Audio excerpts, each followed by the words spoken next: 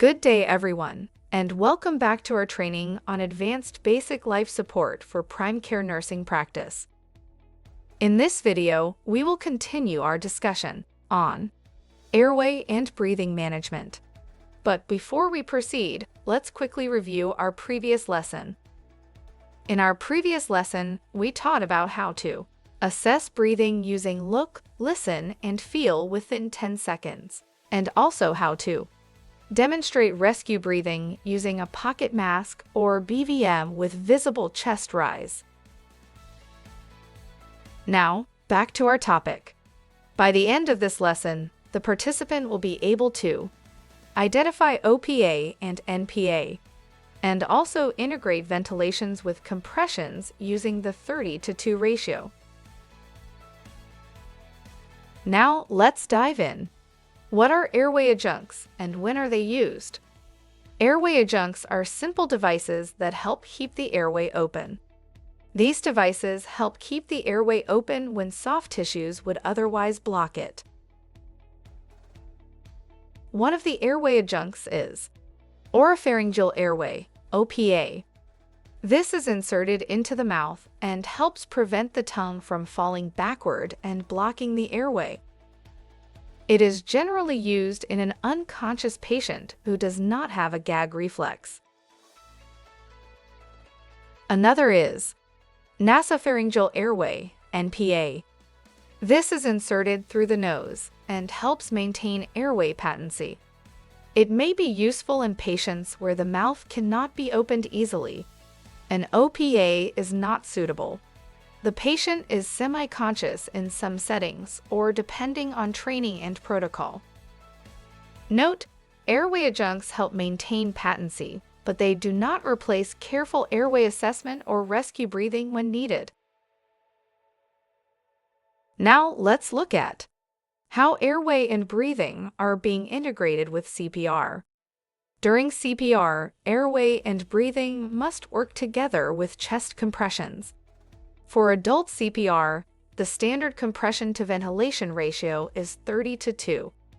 This means give 30 compressions, then give 2 breaths, and then continue the cycle. The goal is to keep pauses as short as possible while still giving effective breaths.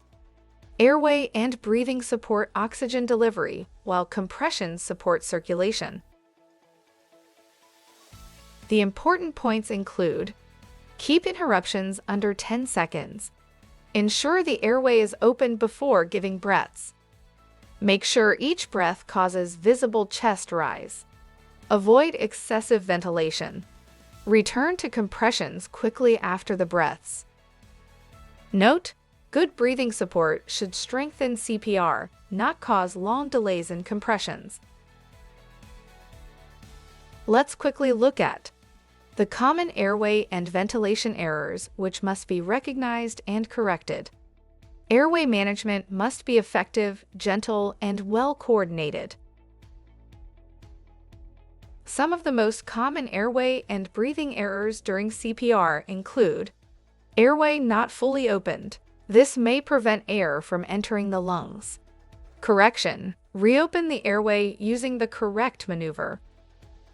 Poor mask seal. This causes air leak and poor ventilation. Correction: reposition the mask and improve the seal. Excessive ventilation. This may cause gastric inflation and reduce the effectiveness of CPR. Correction: give only 1-second breaths with visible chest rise. Failure to recognize trauma. Using the wrong airway opening technique may worsen spinal injury risk. Correction: use jaw thrust if trauma is suspected. Long pauses in compressions. This reduces circulation. Correction: coordinate airway support and ventilation quickly and return to compressions immediately. Note, when the chest does not rise, do not keep forcing air. Reassess the airway and mask seal first. In summary, devices like OPA and NPA help keep the airway open when soft tissues block it. OPA is for unconscious patients without a gag reflex, while NPA can be used in semi-conscious patients. They support airway patency but do not replace proper airway management or breathing support. That is it for this session. Thanks for watching. See you in our next session.